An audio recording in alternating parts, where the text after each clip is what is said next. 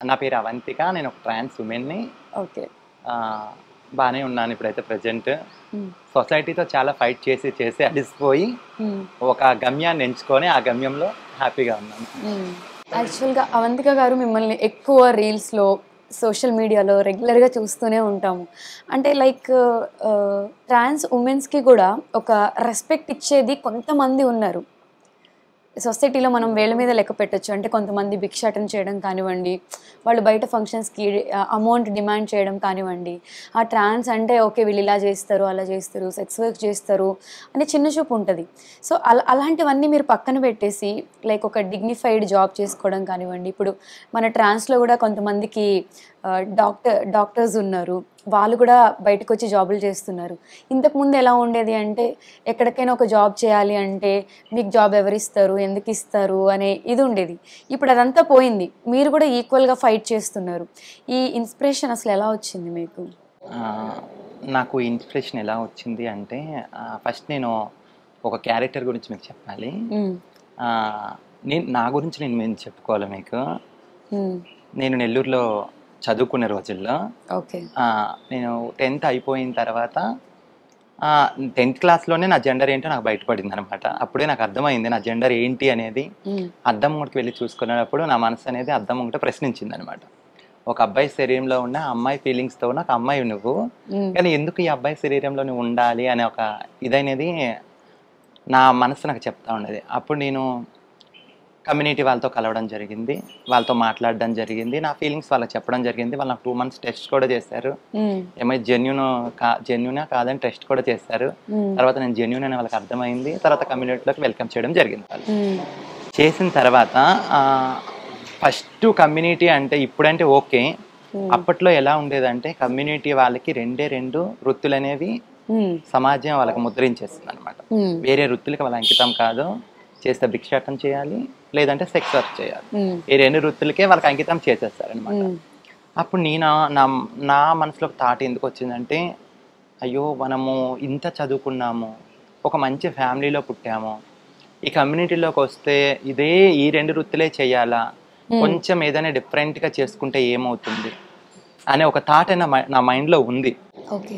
First నుంచి. హ్మ్. అంతకు తోడు మా అక్క ఒక టైలర్. హ్మ్. మా అక్క ఒక టైలర్ ఓన్ షాప్ పెట్టుకొనుంది. హ్మ్. మా అక్కని రోజు నేను చూస్తా ఉంటానన్నమాట. హ్మ్. ఈ టైలర్ బిజినెస్ కూడా బావుంటుంది కదా! అని ఒక ఐడియా ఉంది. హ్మ్. అప్పుడేమైంది అది మైండ్‌లో ఉంది. నేను తప్పదింకా కమ్యూనిటీ వల్ల కొన్ని ప్రాబ్లమ్స్ వల్ల బేసిక్ సర్జరీస్ అనేది మనకి బేసిక్ అవసరం. హ్మ్. మనకు నచ్చినట్టుగా మనం ఉండాలి అంటే మనకు సర్జరీస్ కావాలి. హ్మ్. సర్జరీస్ ఎవరు గవర్నమెంట్ ప్రొవైడ్ చేయట్లేదు. ఆరోగ్యశ్రీలో కూడా ఇంక్లూడ్ లేదు. హ్మ్. అన్ని సర్జరీస్ ఉన్నాయి కానీ ట్రాన్స్‌జెండర్ వాళ్ళ సర్జరీస్ వాళ్ళు చేసుకుంటారంటే ఆరోగ్య కార్డ్‌లో కూడా ఇంక్లూడ్ లేదు. ఓకే. అప్పుడు సర్జరీస్ కోసం అమౌంట్ కావాలి. హ్మ్. అప్పుడే ఇంటి నుంచి బయటకొచ్చేసే వాళ్ళకి అంత బిగ్ అమౌంట్ అంటే ఎంత అమౌంట్ అవుతుంది అసలు సర్జరీకి? డాక్టర్స్ బట్టి ఉంటుంది. ఓకే. ఏరియాస్ బట్టి ఉంటుంది. ఓకే. బొంబాయిలో చేసుకుంటే వెబ్ కాస్ట్ ఒకలా ఉంటుంది. ఢిల్లీలో చేసుకుంటే వెబ్ కాస్ట్ ఒకలా ఉంటుంది. ఓకే. ఎందుకంటే బొంబాయి వెళ్ళడానికి ట్రావెలింగ్ ఖర్చు ఒకలా ఉంటుంది. అక్కడ స్టే చేయడానికి అండ్ ఫుడ్‌తో ఉంటుంది. ఓకే. ఢిల్లీ ట్రావెలింగ్ ఖర్చు ఒకలా ఉంటుంది. Stay and food doctor free. హ్మ్. ఈ 3 ఉంటుంది. హ్మ్.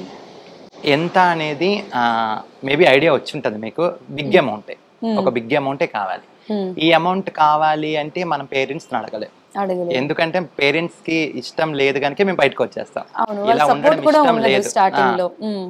ఇలా ఉండడం ఇష్టం లేదు గనుక వచ్చిన తర్వాత ఆ అమౌంట్ సంపాదించుకోవడానికి చేసిన వృత్తులే ఆ 2. హ్మ్. వన్స్ ఆ అమౌంట్ సెట్ అయిపోయింది. సర్జరీస్ కంప్లీట్ అయిపోయాయి. హ్మ్. ఫర్దర్ ఇంకా అదే వృత్తిలో మనం ఎందుకుండాలి? కొంచెం హ్మ్. డిఫరెంట్‌గా ఆలోచిద్దాం. హ్మ్. రాబోయే తరాలకైనా మనం ఒక రోల్ మోడల్‌గా ఉందాం హ్మ్. అని ఆలోచించుకునే సమయంలో నాకు ఎప్పుడూ యూట్యూబ్ చూస్తున్నప్పుడు కొంతమంది స్పీచెస్ వింటా ఉంటానన్నమాట. హ్మ్. అవి నాకు ఎలా అంటే మోటివేట్ చేస్తుంటాయి. ఆళ్ళ బాగా స్పీచెస్ మోటివేట్ బాగా చేస్తుంటాయి. మోటివేట్ హ్మ్. చేస్తుంటాయి. అవును. నేను సాధించగలను. నేను హ్మ్. చేయగలను అని హ్మ్. ఒక మోటివేట్ మాకు బాగా చేస్తుంటది.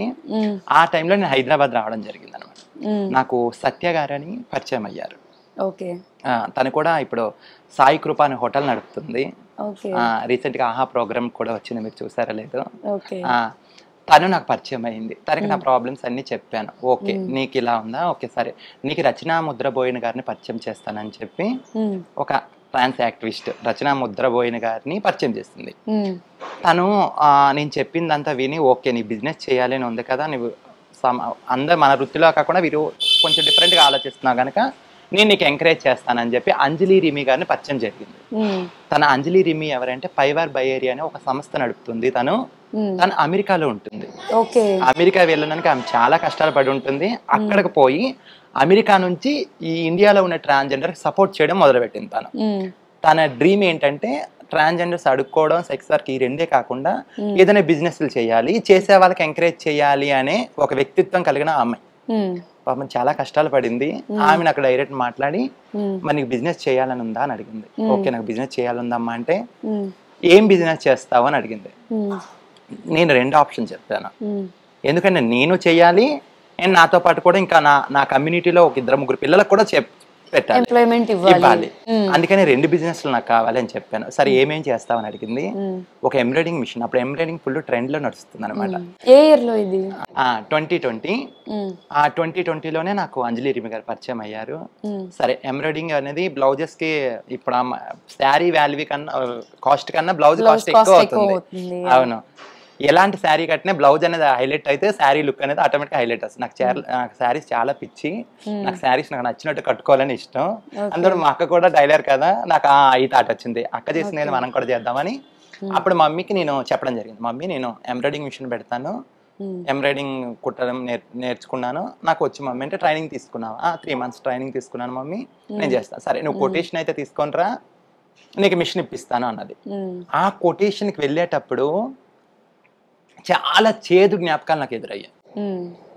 ఒక షాప్కి వెళ్ళి మాకు ఎంబ్రాయిడింగ్ మిషన్ ఉంది, దాని కొటేషన్ ఇవ్వరంటే మీకు కొటేషనా, ఎందుకు కొటేషన్ మీకు అని ఒక విచిత్రంగా చూడడము అలాగ అడిగారనమాట. అదేంటిది కొనంది అది వేరు పక్కన పెట్టండి, కొటేషన్ అయితే ఇవ్వాలి కదా, ఏదైనా ఒక వస్తువు కొంటున్నామని ముందు కొటేషన్ అయితే అడుగుతాం కదా. అలా చాలా ఇబ్బందికి ఫీల్ అయ్యాను అనమాట. ఒక 10-15 షాపులు తిరిగిన తర్వాత ఒక్క షాప్ మంచి వాళ్ళు కూడా ఉంటారు కదా, తను కొటేషన్ ఇవ్వడం జరిగింది. అది తీసుకెళ్ళి అంజలి మమ్మీ పెడితే తను వచ్చి మిషన్ ఇప్పించింది. సక్సెస్ఫుల్ గా నడుస్తుంది ఆ బిజినెస్, చాలా బాగా నడుస్తుంది. ఆనందం ఎంత దగ్గరలో ఉంటుందో బాధ కూడా అంతే తొందరలో మన దగ్గరికి వస్తుంది కదా. అప్పుడే వర్షాలు పడడం స్టార్ట్ అయ్యాయి, మీరు చూసారా లేదో. 1 week హైదరాబాద్ మొత్తం ముంచేసింది వర్షం.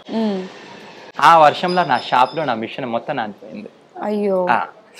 అయ్యో దేవుడా, ఇంత బిజినెస్ చేశాను, మంచిగా ఉన్నాను, ఇప్పుడు ఈ మిషన్ మొత్తం పోయింది, మళ్ళీ దీనికి రిపేర్ చేసుకోవాలంటే నేను ఒక 50-60,000 పెట్టాలి, ఇంత బిగ్ అమౌంట్ నా దగ్గర లేదు. నాకు ఎలా అంటే ఆ మిషన్ వచ్చింది, కొన్ని బ్లౌజ్ వేసాను, అప్పటికి రెంట్కే సరిపోతుంది, నాకు నా ఖర్చులు సరిపోతుంది. నేను ఇంకా సరే మిషన్ నడుస్తుందిలే, ఇంకా ఉంది కదా, అప్పుడు సేవ్ చేద్దాం అనుకున్నాను. ఈ సేవింగ్ అన్న థాట్ నాకు రాలేదు, థాట్ రాలేదు. అసలు సేవ్ చేయాలి, డబ్బులకి విలువ ఉంది, సేవ్ చేయాలనే థాట్ నా మైండ్ లో కూడా లేదు. మిషన్ ఖరాబ్ అయిపోయిన తర్వాత ఒక 1 week ఇంట్లోనే కూర్చొని బాధపడతా ఉన్నాను. అయ్యో దేవుడా, 2 వృత్తులు వదిలేసి నేను ఇందులోకి వచ్చాని, నేను కొంచెం బాగుపడాలనుకున్నప్పుడు ఎందుకు దేవుడా ఇలాంటి పరీక్షలు పెట్టావు నాకు అనిపించినప్పుడు మళ్ళీ అంజలి మమ్మీకే ఫోన్ చేశాను. ఏమంటారు అని ఫోన్ చేశాను. తన ఫోన్ లిఫ్ట్ చేయలే. ఆమె అక్కడ టైమింగ్స్ ఇక్కడ టైమింగ్స్ వేరే ఉంటాయి. తర్వాత 2 days తర్వాత తానే కాల్ చేసి నాన్న నీ బిజినెస్ ఎలా నడుస్తుంది అని అడిగింది. భయపడుతూ మమ్మీ నా మిషన్ కొంచెం ఖరాబ్ అయింది మమ్మీ అన్న.